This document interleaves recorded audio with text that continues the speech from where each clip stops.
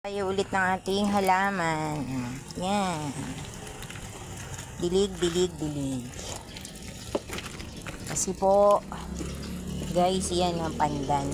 Nalulungkot yan kapag yan ay hindi nadidilig. Kasi gusto nito palaging dinidilig.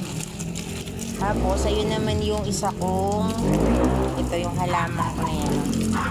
Maano yan, matinik. Yan. So, dilig-diligan natin. Ayusin natin ang tubig ng hose. Kasi hindi yun maaabot pagka hindi malakas yung tubig. So, yan. Diligan isang halaman.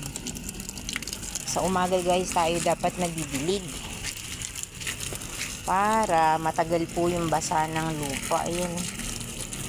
Pag nagkaroon tayo ng time, ayusin natin yan. Guys, ito, tingnan nyo to. I-off muna natin yung ating hose. Ayan. Ito po ay oregano. Ayan. Alam nyo po ba yung oregano? Maganda pala yan. Dapat pala nagtatanim tayo niyan kasi pantaboy po pala yan ng lamok. Diba? Lalo na ngayon. Panahon na ng tag-ulan para hindi tayo masyadong puntahan ng maraming lamok. Magtanim pala tayo ng maraming oregano.